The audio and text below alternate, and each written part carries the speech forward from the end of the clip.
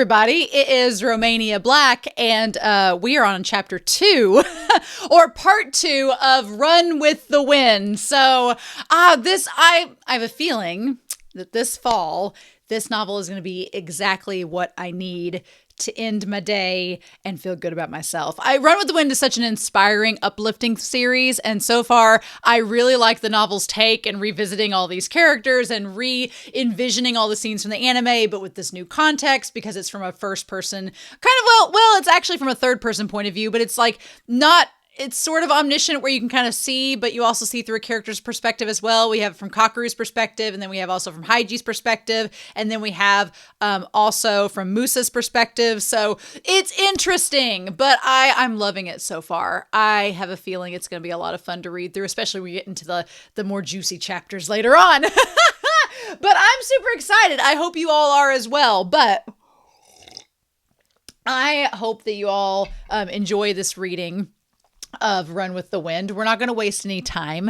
I do want to give a shout out before we begin, though, to our philanthropy tier over on Patreon, because we have a new patron and I want to give them a shout out. Obviously, thanks to Zero Anti-Zero for getting me this book that we're looking at, but also to the philanthropy tier because you all help me out so much as well to get the equipment to do these reactions and to help me do all of the things, basically. So, special shout out to Alex Cornejo, to Anime Annie, Be Happy, Bryant Reed, as well as Damage3245, Dana, Danger Zone, as well as Destiny Marie, Danny Donmai, Devorin, Ichu, Eric, Elfreya, Lyndon, Liam Poles, as well as Matthew Palfinier, Murphew, Nicholas, Sunspots, Trails, Shimoyama, Translucent Men, Alexandra Q, Moroni W, and I alone am the bitchless one, which is going to be my new favorite one to say out loud. So thank you all so much for your support. I greatly appreciate it. All of my love. Anyway, let's dive into this, shall we? I'm super excited. I hope you all are as well, but we're going to start Run with the Wind, part 2 of 10, and we're going to do that here in 3, 2, 1. Hopefully the camera stays on this fairly well, but part 2, The Savage Mountain. Every morning and every night, Kakeru jogged 10 kilometers. That's a long distance. I know I said that in the anime, but that's a long distance every morning and every night. That's 20 kilometers a day. That's a lot. I don't think I could walk a kilometer at work, but that's so much. This had been his routine since senior high school. By the summer of his second year in senior high, when he'd already built up his body and was doing the most intense training, he achieved a record of 13 minutes and 50 seconds, 0.32 for running 5,000 meters at the big track meet. Not only was this an astonishing feat for a high schooler, but his speed was also on par with professional athletes representing Japan. What's more, Kakeru was still young. His natural talent was sure to flourish even more in the years to come, with the promise of a glowing performance even in the Olympics. Oh! He was inundated with offers of admission from numerous universities. Everyone seemed to want him. That is, until he got kicked off the track team for engaging in violence. Kakeru had no regrets about leaving it all behind. He wasn't interested in running as a representative of some school or making his mark in international competitions. It was far more exciting for him to run free. He's like Haru from Free Utami Swim Club. He just wants to swim free. They are surprisingly similar, actually, thinking back on this. Feeling every swing of his body and the wind on his face. He was sick of being tied down by institutional expectations and ambitions, micromanaged like a guinea pig. I really like getting this from Kakeru's perspective. It's really nice to see this. I like it. On the day he got his record for the 5,000-meter run, something was wrong with his stomach. A runner had no excuses for days like that. Staying in good shape was part of running the race. But judging from how he felt that day, Kakeru had a hunch that he could run even faster. He was sure he could break through that wall to finish 5,000 meters in less than 13 minutes and 40 seconds. Even after he quit the track team, Kakeru kept up training by himself, driven by the desire to reach the new horizon of speed he had yet to experience. But when he ran, the world around him streamed by in a blur. Wind whistled past his ears. What would he see when he attained that level of speed, and how much would his blood seethe as heat rose in his body? Kakeru was ready to do whatever it took to experience the unknown. Kakeru kept running, a watch equipped with a stopwatch function on his left wrist. He ran with unwavering resolve, even though he had no coach to guide him, nor teammates to compete with. The touch of wind on his skin told him what he needed to know. His own heart was screaming, "Keep running, faster, faster." A few days had gone by since he moved to Chikusei-sou, and now he had a pretty good grasp of everyone's names and faces. Perhaps settling in had loosened him up. On his morning jog, his feet stuck the earth in smooth, fluid strokes. The one-way road surrounded by greenery was still fairly empty at this hour. He passed only a handful of people, an elderly neighbor walking a dog, office workers heading to the bus stop for their early morning commute, and so on. Kakeru traced his jogging course, which was starting to sink into his muscle memory, keeping his eyes on the white center line. Chikusei-sou stood in an old neighborhood between Keio and Odakyu railway lines. The Kansai University campus was the only building nearby that qualified as big. The closest train stations were Chitose Karasuyama on the Keio line and the Shoshigawa Okura and Seijo Gakuen Mei stations on the Odakyu line. But all of them were a bit too far to be convenient. Since it took more than 20 minutes to go in any of the stations on foot, many residents of the neighborhood rode the bus or their bicycles to get there. Kakeru, of course, always went on foot. It was faster for him to run, for one thing, and it gave him extra practice. He quickly became familiar with the neighborhood, thanks to his trips to the grocery store, at the Shotengai shopping arcade upon Kiyosei's request, and the bookstore at Seijo, running alongside the twins as they rode double on their city bike. Kakeru settled on several different jogging routes. For the most part, they were narrow paths with little traffic along thickets of vegetable patches. He would rarely pay any attention to the view at track meets, but sometimes, on his daily jogs or during practice, he looked around absent-mindedly at his surroundings. He liked to observe the little things: a tricycle parked by a house or a bag of fertilizer left in the corner of a vegetable plot. On rainy days, the tricycle was moved under the eaves. There was less and less fertilizer in the bag until eventually it was replaced with a new one. Somehow it tickled Kakeru to notice things like that, the traces of people going about their lives. Whoever owned these objects would never know that someone was jogging by on this path every morning and taking note of them. When he thought about it, it was funny, as though he were secretly peeking into a box of a peaceful paradise. It's weird because I've kind of done that too. I have jogged before, not to the extent or caliber of Kakeru, but I have jogged and noticed like little things at the houses that you pass, so I get completely what he's talking about. Yeah. It was 6:30 a.m. He was headed back to Aotake for breakfast. Just as he was passing by a small park, he caught sight of something from the corner of his eye. Jogging in place, he stretched his neck to look back into the park. Kiyosei was sitting by himself on a bench.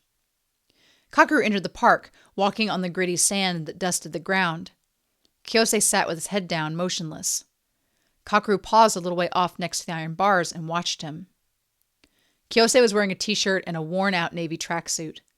Nira's red leash lay on the bench. Kiyosei's right pant leg was rolled up, and he was massaging his calf. Kakeru saw a mark running down from his knee across the upper half of his skin, which seemed to be a scar from surgery. Kiyosei was still unaware of Kakeru, but Nira, who was nosing around the shrubs, scampered over to him. A small plastic poop bag was tied to the dog's collar. Nira sniffed Kakeru's shoes with his wet nose and, finally convinced of the wearer's identity, wagged his tail with even more enthusiasm. Crouching down, Kakeru took Nira's face in both hands and ruffled his fur. Nira, bubbling over with glee to see a friend on a walk, wheezed like an old man, hacking up a higashi sweet stuck in his throat. The sound made Kiyosei look up. He seemed uneasy as he rolled down his pant leg. "Morning," Kakeru said, trying to sound cheerful, and sat next to him. "Is it your job to walk Nira too?" "I run every day like you, so I might as well bring him along. This is the first time we've run into each other. I start getting bored, so I switch up my route a little each time." Kakeru found himself attempting to close the distance between him and Kiyosei. He wanted to be discreet, like someone transmitting ultrasonic waves into the sea to detect signs of fish through the reflected echoes. "Do you run to stay healthy?" As soon as Kakeru uttered the question, he regretted it. So much for ultrasonic waves. This was like firing a torpedo right at the target. What if it scared away the fish? The fish might dive into the depths of the sea, its back fin glimmering, keeping all its secrets hidden in its belly. Kakeru panicked inside, hating himself for once again failing to make conversation with any semblance of tact or subtlety. But the question didn't seem to bother Chikusei. A perplexed, almost resigned smile crossed his face. Kakeru accepted the fact that he had zero talent for steering the conversation through well-worded questions and waited in silence for Chikusei to make his move. Chikusei brushed his right hand over his right knee. I don't run for my health, and it's not a hobby either, he said firmly. And I think the same goes for you, Kakeru. Kakeru nodded. If somebody asked him, then why do you run? He wouldn't know what to say. And if he were to fill out a resume form to apply for a part-time job, he could never bring himself to write jogging under hobbies. I got injured when I was in senior high, Chikusei said. He let go of his knee and called to Nira with a light whistle. Nira, who'd been padding around the park, dashed to Chikusei without missing a beat. Chikusei knelt down and hooked the leash onto the red collar, but it's almost completely healed now. I can feel my speed and instinct coming back, so it's fun to run. The moment he saw the scar, somehow it dawned on Kakeru that Chikusei was a runner. A serious runner with high aspirations, just like Kakeru himself. It became clear to him that Chikusei had pedaled so hard to catch up with him on that first night they met because of his curiosity was piqued as a fellow runner. Now that the leash was back on his collar, Nira kept tugging at it, eager to start walking again. As he held the dog back, Chikusei asked Kakeru, "What about you? Are you headed home?" Kakeru leaned back on the bench and didn't say anything. In the end, he decided to come out with it. "Did you invite me to live in Chikusei-sou because you thought I used to be on a track team?" "I went after you because the way you run was highly incredible," Chikusei replied. "But that's not why I brought you back to Aotake. I thought you looked so free when you ran. You were so into it, just living in the moment. It wiped out everything else. It didn't even matter that you were shoplifting. I really liked that." Let's go back. He's like, we're getting a little too close for comfort there. Kakeru stepped from the bench. Chikusei's answer didn't bother him. The bustle of the morning air pressed into the empty park as the neighborhood began to rouse itself. A car honking as it rolled down the main street, the creaking of a mailbox as someone pulled out the day's newspaper, the presence of people hurrying to their workplaces or schools. Breathing in the air filled with all that life pumped a fresh wave of blood down Kakeru's fingertips. I love this being from his perspective. I really do. Kakeru left the park with Chikusei and started jogging again towards Chikusei-sou. Nira had the rules of the game down pat. He ran straight ahead alongside them. Without having to talk about it, the light, rhythmical scratches of Nira's nails against the asphalt became a measure of their pace. For Kakeru, it was much slower than his usual speed, but he didn't mind at all. He observed Chikusei, who was running next to him, holding Nira's leash. From the way Chikusei carried himself, Kakeru was certain that Chikusei had a thorough grasp of how every inch of his body moved. It was the kind of run that one could master only through constant training and tireless commitment. "Hey, Haiji," Kakeru said. "Why do you make Nira carry the poop bag?" "I'm too lazy," Chikusei answered breezily. No matter what he said it with confidence. Kakeru felt sorry for Nira, though. A dog's sense of smell far surpassed a human's. Wasn't it unbearable for Nira to have poop hanging right down in front of his nose? Not that Nira seemed to mind. He kept trotting at a steady pace, his curly brown tail swishing from side to side, as if dancing to a rhythm. In April, life suddenly got hectic for the residents of Chikusei-sou. They had to frequent the campus for orientation sessions and figure out which courses to register for. Like honeybees carried by the spring breeze, they flitted from one place to another without a moment's rest. Yeah, I forget that school in Japan starts in April, so it's always so different. As soon as the entrance ceremony was over, Joda and Joji threw themselves into finding a club with cute girls.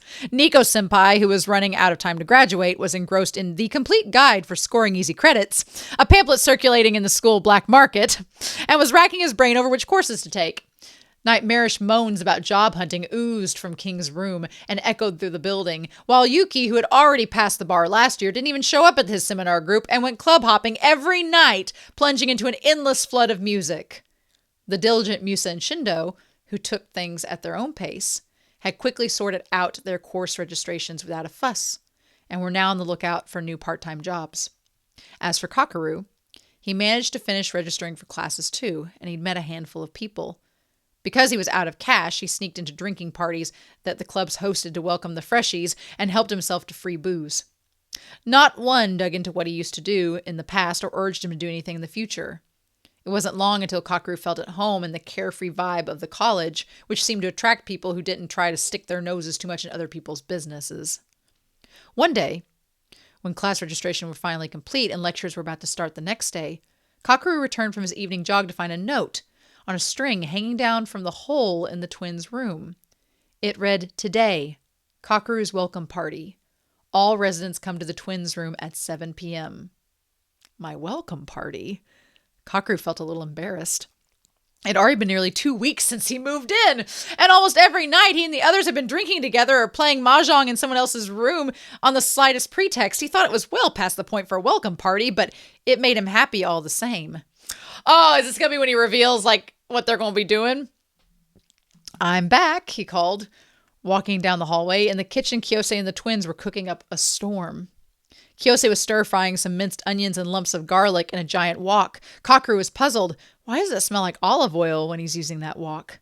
Chikusei, who had been keeping an intent eye on the wok, shouted, "Now!" Joda snapped open a can of whole tomatoes and poured them into the wok in one swift motion. Apparently, they were making pasta sauce. Joda held the can in one hand while maneuvering a frying pan in the other. A mass of takana mustard leaves and jako fish flew into the air, and at the same time, the roasted scent of sesame oil wafted through the kitchen. "Stir-fried rice is on the menu," Joda grinned at Kakeru. "You like takana?" Kakeru nodded. Pasta and rice, that's a lot of carbs. Joda was sitting at the dining table, making a bowl full of what looked like shirei salad and mashed tofu and spinach.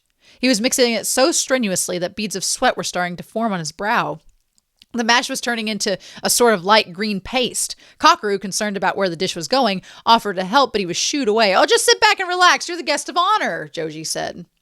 The house had already had a welcome party for the twins the other first years before Kakeru came to the Chikusei-sou. Now Joda and Joji took on the cooking with the stature of earlier residents.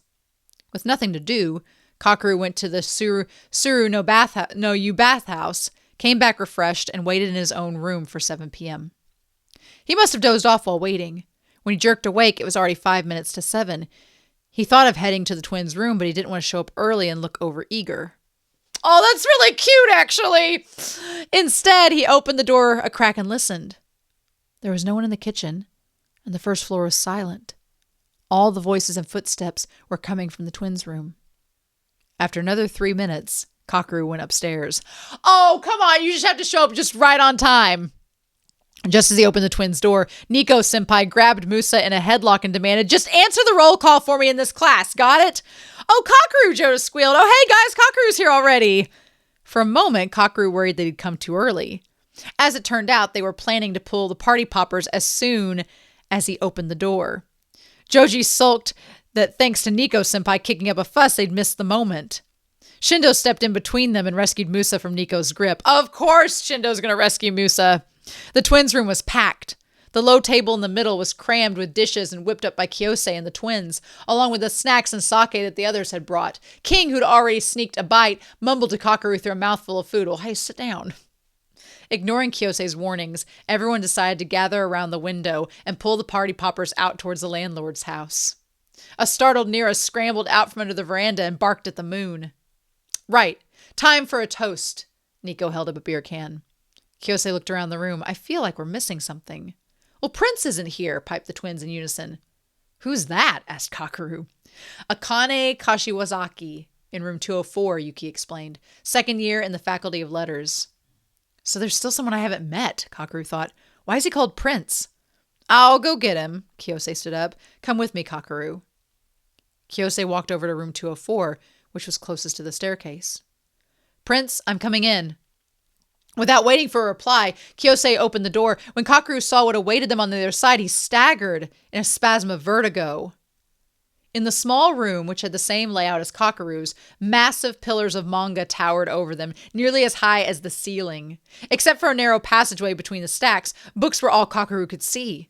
At the back of the slim aisle near the window lay a folded blanket. It appeared that the resident must wrap himself up in the blanket whenever he slept, since there was no space to spread out on a futon.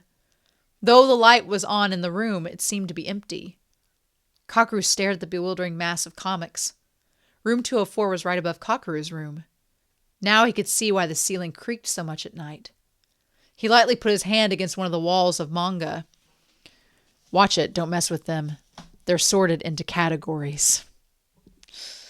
The voice came from beyond the heaps of books on one side of the room. Startled, Kakeru glanced around to find the speaker and backed up into a pile. The book slid over his head. I told you! A man with a rather gorgeous face crawled out of the slit between the stacks and ceiling and made his way down to the floor. He blinked, fluttering heavy eyelashes befitting his nickname. What do you want? Haiji, is he new? Oh, well, they don't make Prince look nearly as princely as he seems in the story here. Kakeru's been here for 2 weeks. Chikusei gathered up a scattered manga off the ground and handed them to Prince. We're having a welcome party for him tonight. Didn't you see the note hanging by the front door? Nope, I haven't gone out for the past several days. By all means, join us.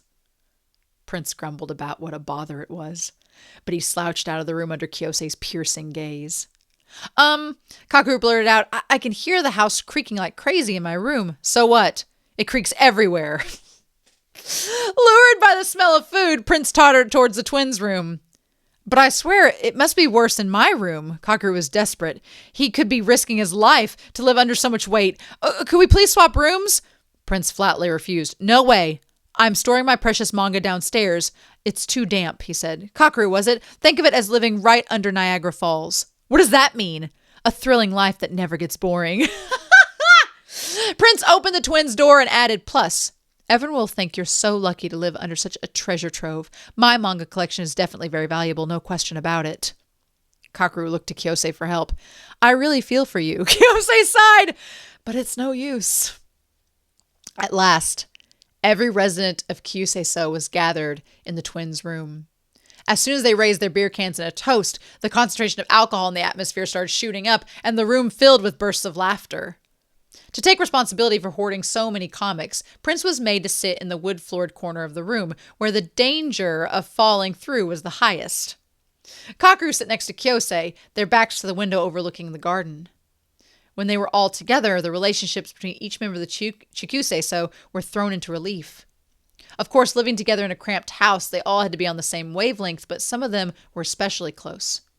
The twins and Prince were having a heated debate about manga while wolfing down packets of snacks. Musa and Shindo were lending their sympathetic ears to King's anxieties over job hunting. I like how in the book here, Chikusei and Kakeru are like right next to each other. I don't think it's like that in the anime. I don't even have any money to buy a suit, King groaned. Well, how about getting a part-time job? Musa suggested. What about your high school uniform? Was it a blazer jacket? You could wear that instead, Shindo added. Nico and Yuki were engrossed in a discussion about computers that went right over Kakeru's head. As usual, they sounded like they were bickering, but Kakeru let them be. He'd learned that that was just the way that they were. Even during their argument, Nico got up to lean out the window and take long drags on his cigarette. Kakeru and Chikusei sat in comfortable silence, drinking and eating. They didn't talk about anything in particular, but they never felt awkward. Though the two of them knew that one thing that brought them together was running, they somehow stayed away from the topic. After all, Chikusei had a knee injury, and Kakeru hadn't processed what had happened in high school enough to bring it up himself. He had the feeling that if they talked about running, they would end up commiserating with each other, and he didn't want that. When they drank the last of the beer, they opened a bottle of local sake from Shindo's village that his family had sent him. It was an unknown brand and weirdly sweet, but none of them gave much thought to the taste. They brought up some cucumber, salt, and miso paste from the kitchen for a snack, and they guzzled down more and more alcohol. Then, Chikusei made his announcement. Listen up, everyone, he said in a slow, calm tone. There's something important I want to tell you. Everyone stopped fooling around and turned to Chikusei. They naturally formed a circle around the sake bottle. Kakeru looked sideways at Chikusei, wondering what he could have on his mind. I'm going to need your help over the next year. Are you taking the bar exam or something? Nico asked casually. If you are, I can give you tips, said Yuki. They all assumed he was stepping down from cooking duties and focusing on job hunting or something along those lines, but Chikusei shook his head. Let's aim for the top. All of us. Together. The top of what? Yuki prompted dubiously. The twins drew closer together as if cowering from what might come next. I knew you were plotting something, Haiji. King mumbled. Shindo and Musa exchanged looks. I'm talking about sports. We'll band together and conquer the summit, Chikusei proclaimed. If all goes well, you'll be popular with girls, and it'll give you an edge in job hunting.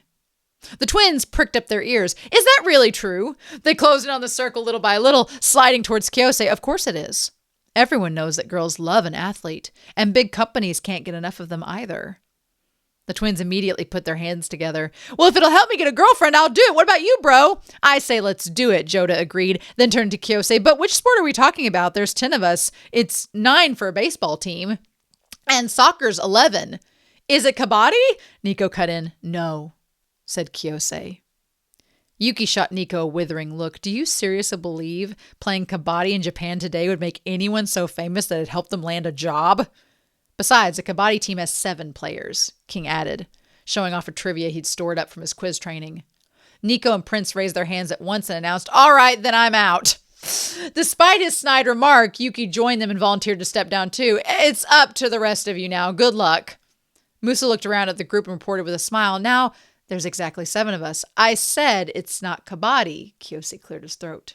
And let me remind you, Yuki, you have no right to back out of this. Remember how every New Year's I made a feast of osechi and ozani soup, especially for you, just because you didn't want to go back to your family for the holidays?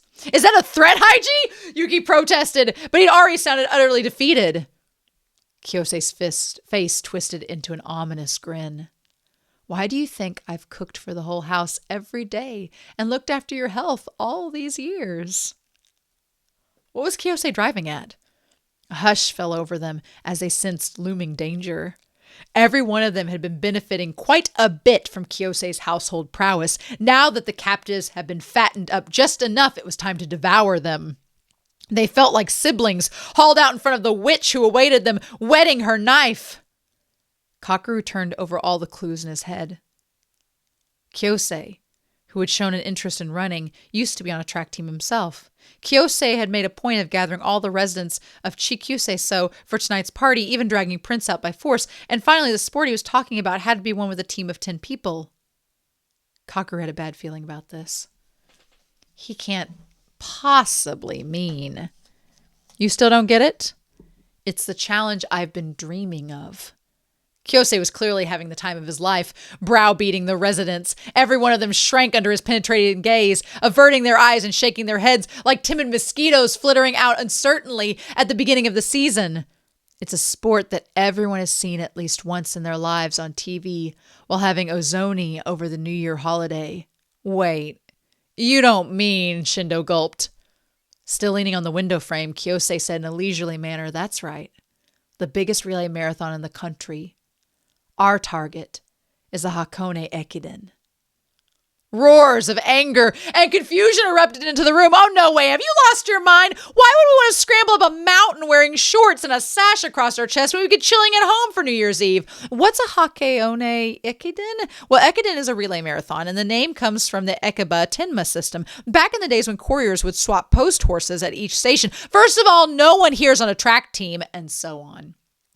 Amid all the commotion, only Kakeru kept his mouth shut. For track athletes, Hakone was one of the most meaningful races.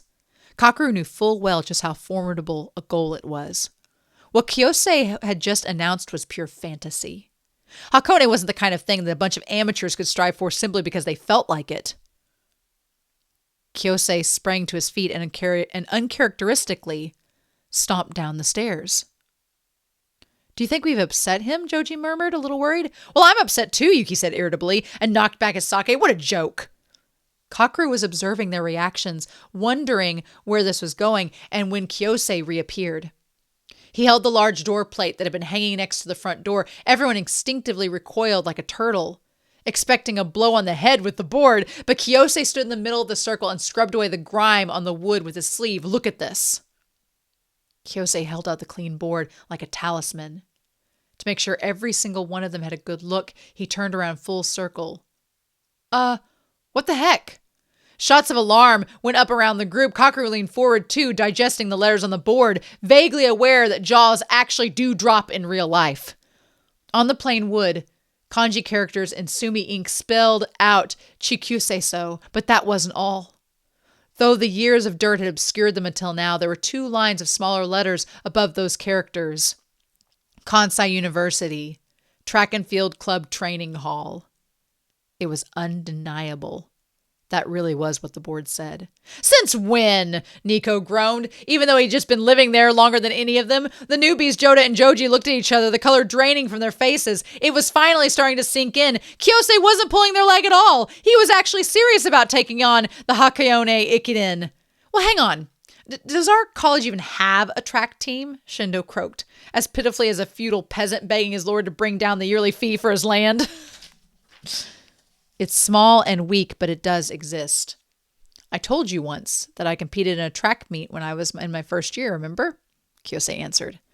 But I thought you were doing that on your own, Prince muttered. He had no idea how the world of track and field worked. Chikusei was unfazed. Still holding up the sign, he dropped another bombshell. Of course, all of us here are club members. How? This time the uproar was even more vehement. Yuki shot up to his feet and demanded, when did that happen? Since you moved in here, Chikusei answered coolly. Didn't you think it was odd? 30,000 yen a month for room and board in this day and age? Oh, there's bound to be a catch. Heedless of everyone's protests, Kakeru glared at Chikusei quietly. In other words, the moment we moved into Atake, we were entered into the track team. Exactly. Meaning we were automatically registered for the Inter-University Athletic Union of Kanto. Exactly. You've got to be kidding me, Kakeru sighed. You did all that without our consent? Talk about a dirty trick. How many people are on the track team? Well, there's about a dozen short-distance runners, though they really are third-rate. And as for long distance, we have the 10 of us here. But we never joined! King tried to snatch the board from Chikusei. Musa rushed to intervene. I still don't understand. Let's stop for a moment and talk it over. Good idea. Let's calm down. Have a seat, everyone. Chikusei instructed, unperturbed. Everyone had the same thought. It's you who started this mess. But at Chikusei-sou, Chikusei's words were always held with absolute power. The group stifled their anger as much as they could and sat in a circle again. No one spoke. Not one of them knew what to say. Yuki nudged Kakeru with his elbow. Go for it, he prompted with a look. Kakeru at a loss surveyed the group. The twins threw glances to him as if to say, we're counting on you. I like that they're all giving Kakeru the job of saying something. By now, they all knew that Kakeru went jogging twice every day. The only one who wasn't aware of this was Prince, who had been shutting himself up in his room, burying his nose in manga. Kakeru was used to the hierarchy. To speak up before any of the older residents felt like crossing a line. But lacking Kakeru's familiarity with the world of track and field, the others couldn't hope to persuade Chikusei to abandon his sudden proposal. Kakeru sat up straight. Let me ask you just in case, he began. Who's the coach? And what do they think of the so-called members who don't even know they're part of the club? That's nothing to worry about. Our head coach is the landlord, Mr. Genichiro Tazaki. That's crazy! Tragic cries shot up from the circle. Joji was so shocked, he started choking on his sake. That tottering old man, he sputtered. How could he even coach anything? It's hopeless. Don't be rude, Chikusei chided him. Our landlord was once called the greatest treasure in Japanese athletics. When was that? Joda asked tentatively, stroking his brother's back. Well, let's see.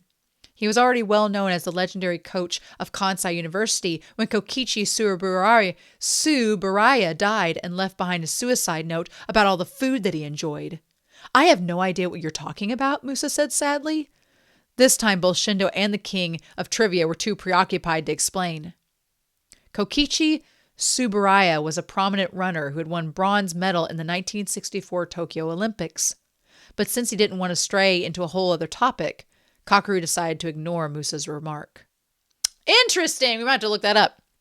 Haiji, you said Hakone was our target. But frankly, that's flat out impossible, Kakeru said. Everyone except Chikusei seemed relieved to hear Kakeru be so assertive. How do you know without even trying? Chikusei asked. It's obvious. Only a handful of university teams can compete in the Hakone. No one's guaranteed a place, not even those universities with powerful teams who've been training hard every day for years. Now Prince looked up after having been absorbed in his manga the entire time. I don't mean to brag, but I've never even run properly in my whole life, he said. Imagine how long it would take for someone like me to compete in the Hakone Ekiden. Probably longer than it takes for a slipper animal kill to evolve into a human being.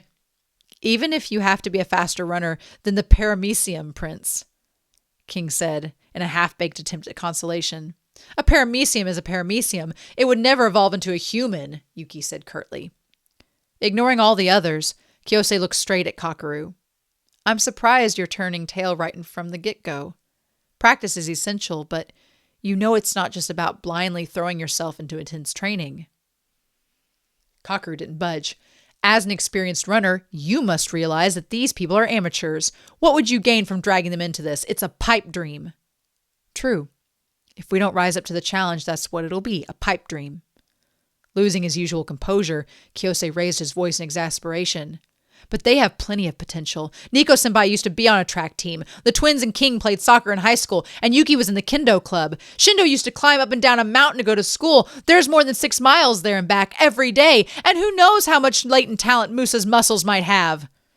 It's just a stereotype that black people are good at running, Musa said softly. I'm not particularly a fast runner, just like there are black people who hate hip-hop or can't dance. And it's been at least 7 years since I quit track, Nico said with a rueful smile as he lit another cigarette. So I don't even count? Fine, I suck at sports. Prince moped as he idly flipped through his manga. Kyosei kept his eyes on Kakeru. And you came to Aotake, Kakeru, he said fervently. We have 10 people now. Mount Hakone isn't just some mirage. This isn't an unattainable dream. It's a real goal that we can work together to achieve. There was a smattering of listless clapping, but it stopped when Kyosei barked, I'm dead serious! Kakeru opened his mouth to argue back, but Kyosei cut him off and gave him one last push by reciting the Hakone Ekiden's rules of participation by rote. Eligible participants must be registered by the varsity teams of participating universities and in the Inter-University Athletic Union of Kanto. Furthermore, they must have not previously applied to compete in the race more than 4 times. Any participation in the preliminary competition is included in this count, regardless of the outcome. Aotake's residents are members of the Kansai University Track and Field Club, and all the club members are automatically registered in the union. None of us has ever participated in the Hakone Ekiden, or the prelim. See, we all meet the requirements. The problem is the prelim, Kakeru said, finally managing to get a word in. There's no way a team can just randomly pop in and pass through the final round. Is that true? I didn't know that, murmured Shindo.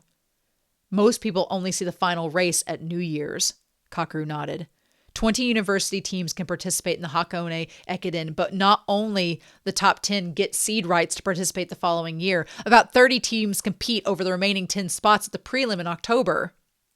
30 teams from colleges in Kanto? That doesn't sound like a lot, Joji remarked. It's tougher than it sounds, Kakeru said. In Hakone, you run 10 sections split between 10 people, but each leg is more than 20 kilometers. So the prelim is a 20-kilometer race, and they add up each member's record to get the time for the whole team. But from the get-go, the length of the race is a major obstacle. Prompted by Kakeru's look, Kyosei added begrudgingly, it's hard to line up 10 people who can run at a decent pace for 20 kilometers. And the speed's been getting faster and faster in recent years. There's also a condition for competing in the prelim. You have to hold an official record of running 5,000 meters in under 17 minutes, or 10,000 meters in under 35 minutes. Hearing the daunting numbers, everyone fell silent. The university teams that end up competing at the Hakone Ekiden are the best of the best, said Kakeru. If you average out the team members' records, most of them can run 5,000 meters in less than 14 minutes and 30 seconds. Plus, the colleges round up the most promising athletes from all across the country. Hakone isn't the kind of race you can compete in just by telling each other the sky's the limit. There's no space for a tiny, pathetic track team at some random university that doesn't even take sports referrals for admissions. Prince raised his hand hesitantly. I don't really get what the big deal is about those numbers. Back in high school, didn't you ever do long-distance runs in phys ed? Joda asked in a slightly hoarse tone. Nope. Prince shook his head. I went to a high-ranked school, and so we were all about studying. Our long-distance runs were just about 3 kilometers. If you had to run 5 kilometers in under 17 minutes, your pace would have to be faster than 3.5 minutes per kilometer, Yuki said calmly. 3.5? I probably took that like 15 minutes to run 3 kilometers, Prince said. That's hopelessly slow, Nico groaned as he puffed away on a cigarette. 5 kilometers in 17 minutes is only the condition you have to meet to compete in the prelim, Kyosei explained, laying it out on the line. Realistically, we'd all have to be able to run it in around 14 minutes to make it to Hakone. Well, that's obviously impossible in our case, Joji said brightly, already relieved to be off the hook, but Chikusei didn't back down. What you need to run a long-distance race is endurance and focus. Without that, training gets you nowhere. If we narrow down our target and tune our training to Hakone, and only Hakone, we'll make the impossible possible. Seriously, what makes you so confident? Kakeru said in amazement. I already told you. Everyone at Aotake has hidden strength, Chikusei declared boldly. Even the residents who'd lived with him for several years had never taken notice before how much passion lay dormant within him. Let's talk numbers. Kakeru can run 5 kilometers in under 14 minutes. It's a remarkable record, on par with only a select few people who would compete in Hakone. As for me, my official record was just over 14 minutes and 10 seconds at the last track meet before I got injured. But I can feel my leg getting better these days, and I'll push hard to beat my record, even if it means my leg will be broken by the time I finish running Hakone. No thanks, Yuki muttered. He didn't like it when people got fanatical. And while I'm at it, no thanks to dragging me into this either, but Chikusei ignored him. And Musa could probably run in a little less than 14 minutes too. All the foreign athletes who compete in Hakone have records in the range of 13 to 14 minutes. Those people must have been invited to study at the university because of their athletic performance, Musa reasoned, glancing at Shindo for help. Oh, not like me. I'm just a science and engineering overseas student on a government scholarship. Besides, back home, I used to be driven to school by our driver. Joji was puzzled. If you're so rich, how'd you end up at Aotake? To learn more about society. I didn't expect it would turn into this. Musa trailed off, wilting like a shriveled morning glory. Oh, I like that Musa's like a pretty wealthy student. That he's just like, I don't know, you all seemed weird, so I was just dipping in the culture. Chikusei bulldozed on in his closing argument. Anyway, channel even a fraction of the passion that you have for mahjong and nightlife into running, and I'm sure you'll see positive results. After all, if there's one thing you guys have in abundance, it's stamina. Chikusei's enthusiasm was starting to catch on with a few people in the circle. Kakeru could feel a slight change in the air. It's not that easy. He grabbed the sake bottle angrily and poured some into his cup. A bunch of amateurs trying to compete in the Hakone Ekiden, and there was only half a year to go until the prelims in October. If any serious athlete on a track team heard the story, they'd snort. It was laughably reckless. What did running really mean for Chikusei? Did he invite me to Chikusei-sou all because of this scheme? Maybe he's no different from those people in high school who just wanted me for my speed. But Kakeru didn't storm out of the room. Even though he told himself, don't put up with this crazy talk, just go back to your own room, his body didn't budge. Somewhere deep inside him, a voice whispered, it could be fun. Are you going to keep running by yourself for the rest of your life? Isolated from the world of athletics? You might as well team up with these people and stage a raid on Hakone. Just give it a try. Why not? The whispers kindled Kakeru into flames. He remembered what Chikusei had told him, that Kakeru had looked so free when he ran, just living in the moment. Chikusei had said that was why he'd called out to Kakeru. No one in Kakeru's life had told him anything like that before. Running doesn't need pleasure. Focus only on increasing your speed. Make that your priority before everything else. Only things like having fun, hanging out with friends, or finding a girlfriend, that can come later. Kakeru was sick and tired of hearing those commands from the supervisor. The coach, the upperclassmen, they all required of him was to run like a machine. The only value they'd seen in him was the numbers he achieved on a stopwatch. He wanted to leave those days behind for good. The others were lost in thought too. As the muddy swirl of his thoughts pressed down on him, Kakeru looked around the still room, and eventually Shindo looked up. I wouldn't mind trying. Everyone turned to him in surprise. No one expected quiet, reliable Shindo to be the first to assent. Back in the country, I used to walk many kilometers in the mountains every day, so I'm confident about my endurance. Besides, if we manage to participate in the Hakone Ekiden, we'll be on TV, and I think my parents would be excited about that. If Shindo is joining the challenge, then I will as well. I said, Musa! Besties! But I have to warn you, I'm not really a fast runner. Are you still okay with that? It's all up to our practice, so there's nothing to worry about, said Chikusei in the gentlest voice. Nico scowled and grumbled. Yuki ignored the room, staring out the window. Prince was edging towards the door. The rest of the group, who tended to go along with anything that sounded fun, perked up when Shindo and Musa stepped forward. Hey, Haiji, said one of the twins. Is it really true that it'll help us get girls? You promise, said the other. And you're sure it'll help me secure a steady job, King pressed. Of course, Chikusei assured the group. Kakeru wanted to cry out, he's duping you. But he knew nothing he said would change anything. What King and the twins really wanted was just to escape for a little while from their harsh reality. And so they pounced on the bait that Chikusei dangled in front of them in the form of the Hakone Ekiden, like horses lured on by sugary treats made of dreams. All right, then let's lend a hand to Haiji's ambition, King proclaimed exuberantly. Chikusei cast a razor-sharp look at the remaining residents who had yet to give their consent, Nico, Yuki, Prince, and Kakeru. If this were a majority vote, the matter would be settled already, but I'm sure that wouldn't be enough to convince you. Even his breathing shallowed as Kakeru braced himself for Chikusei's next attack. Therefore, I'm invoking state power. You have no right to veto. Chikusei said coolly. You tyrant! Nico blurted out. You can't do that. This state is governed by laws, Yuki argued desperately. Chikusei scoffed at their loud protests. Nico-senpai, when you had an exam that you had to pass at all costs and begged me to help you, who was it that kicked you out of bed with the kindness and strictness of a mother so you'd make it to class on time? Who was it that helped you redo the wallpaper every year when your room got stained by tar? Who was it that fixed the floorboard in the hallway when you made a hole in it so that you wouldn't get in trouble with the landlord? Nico fell silent, like a prisoner overcome with remorse for his past misdeeds right before his execution. Chikusei's next target was Yuki. You still remember those New Year's feasts I just made for you, don't you? Yuki, and don't tell me you've forgotten how I fed you lunch for the past year when you were too busy with the bar exam to work part-time and you were low on cash. Yuki could only nod repeatedly like a broken wind-up toy. Riding on the momentum, Chikusei struck out at Prince, who was about to retreat out of the room. Prince, thanks to your manga collection, Chikusei-sou is on the brink of collapse. Which would you rather choose, throwing out your books or training for the Hakone Ekiden with us? Though he sank to the floor, Prince dared to put up a fight. Neither! That's like telling me to die! And this heart-trending cry ran out in the room. Chikusei crossed his arms with a mouth, and then turned to Kakeru. Kakeru casually put up his hands in response. I know what you're going to say. Who brought you to Chikusei-sou?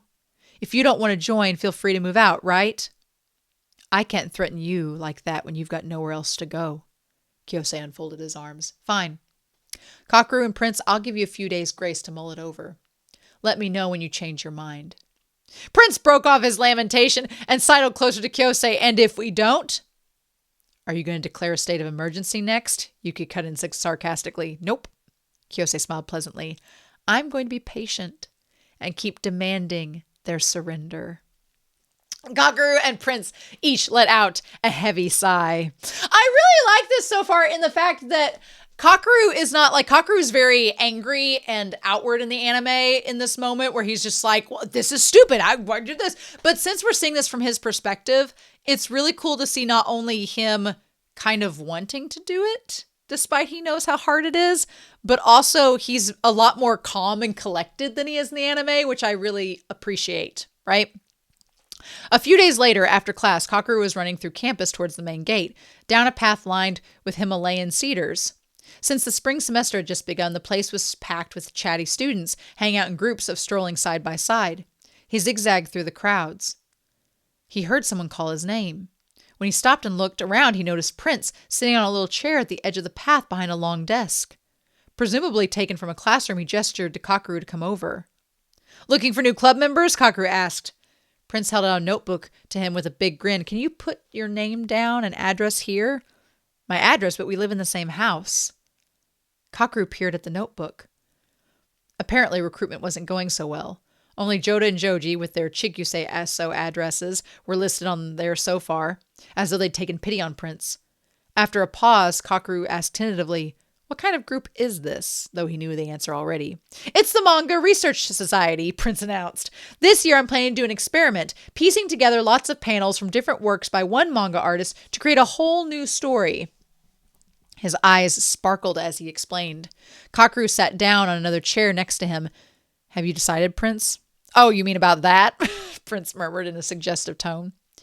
Kakeru simply nodded yes, whether to go for the Hakone Ekiden.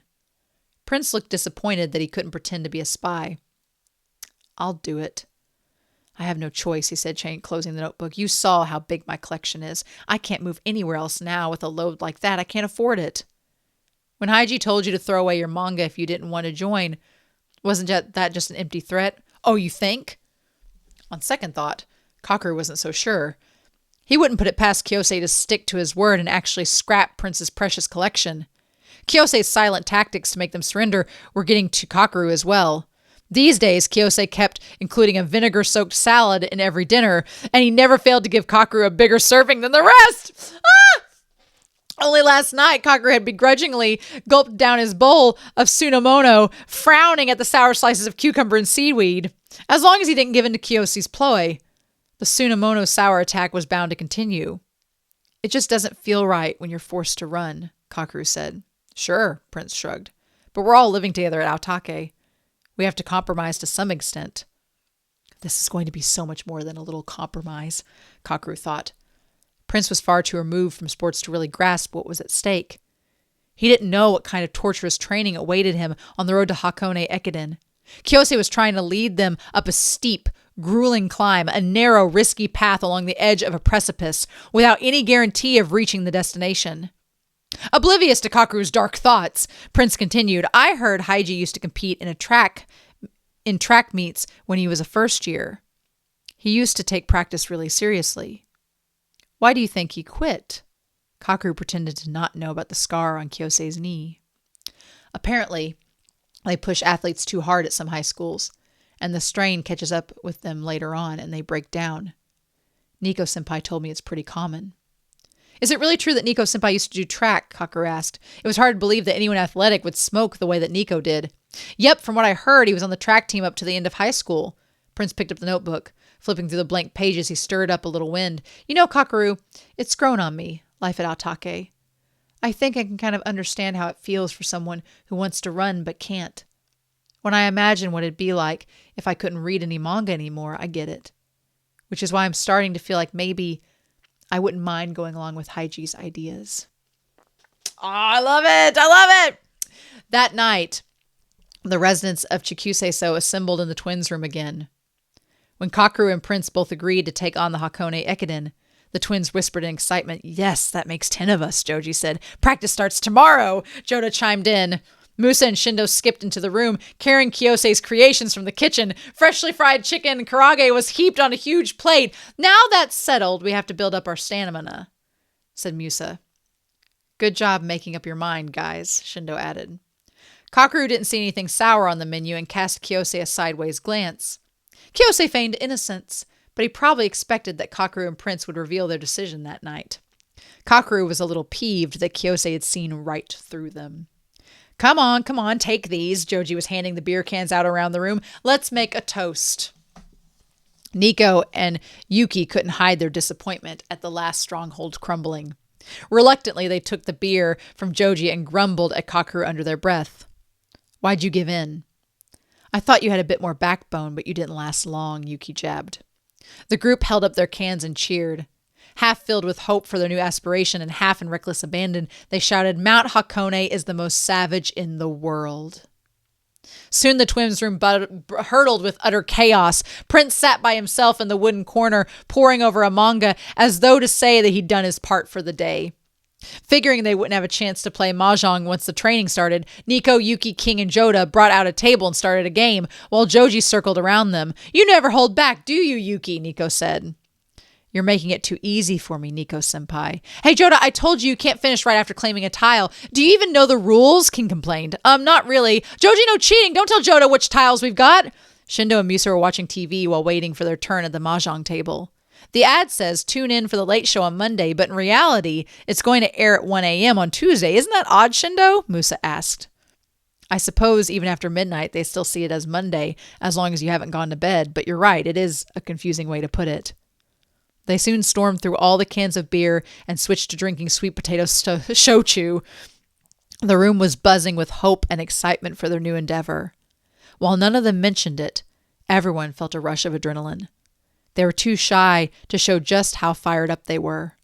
So they tried hard to hold it in and act the same way they always did, but the air was thrumming with energy. Kakeru stayed away from the mahjong table and sat by the window. It's interesting that he stays away from the mahjong table because that's like his gambling addiction, so he stays away from it. It won't last, he thought. Maybe Kiyosei's words got them pumped, but soon enough they'll get tired of practice and call it quits. To run, to keep running, wasn't such an easy task. The Hakone Ekiden wasn't the kind of race that you could enter based on your sheer determination alone. Sooner or later, the members would revolt or drop out, and Kiyosei's scheme was bound to fail. I might as well go along with it till then. I'll just keep my own training as I've always done. Kiyosei sat next to Kakeru cracking peanuts. When he had extracted all the nuts from their shells and onto a plate, he looked satisfied. And kind of like what he's just done with all of them, cracked them open. With a sigh of relief, he picked up a cup of shochu. Help yourself, he said, sliding the plate towards Kakeru. Are you serious? Kakeru asked in a low voice. Yeah, go ahead. I don't mean the peanuts. You should know, Haiji. It's a stupid gamble. Kiyosei was silent for some time. Eventually he held up his cup to the light as if to question if she should ask what was written there. Do you like to run, Kakeru? He said calmly. It was the same question he'd asked the night they met. Kakeru was baffled. I want to find out what it really means to run, Kiyosei said, his eyes fixed on the cup. This didn't answer Kakeru's question at all. Yet the earnest look in Kiyosei's eyes in that moment would stay with Kakeru for a long time. Oh my gosh. Okay. This chapter definitely has done a couple things for me. One, it makes me want to go back and rewatch the first 2 episodes of the anime because I want to go back and rewatch them now because I feel like the first 2 episodes of the anime are them getting into deciding that they're going to do the Hakone Ekiden. I feel like the second episode where Haiji's the demon, that's the episode that I really latched on to Haiji, but it doesn't seem to happen in the novel, so I'm curious if that was just anime only. I mean, fantastic if it was, but now I want to kind of go back and see that for myself. But also, a couple other things. One, I am in love with this being from Kakeru's perspective. I know we got Haiji in the prologue, but I love this being from Kakeru's perspective. We get so much more with... That was the one thing about Kakeru in the anime, because he's very quiet. And, I mean, obviously, the series could have made it from his perspective and could have showed us what he was thinking through internal monologues, but that's not really how the show is. And here, it's really cool to see it from Kakeru's perspective, whereas in the anime, it all feels very third-person observant. You don't really know what's going on inside his head. But it also just feels more intimate. It definitely feels more intimate between him and Haiji, like the moments of them sitting close to each other there. And I know this was originally supposed to be a BL, so I'm going to be curious to see how this goes, but it's so subtle, but there are little ways in which like Kakeru looks at Haiji and the way that Haiji like looks back at him, and it all hits very earnestly. I also like the part that was in, I'm going to put my bookmark because we got part 3 next week with the training starting. That's going to be fun.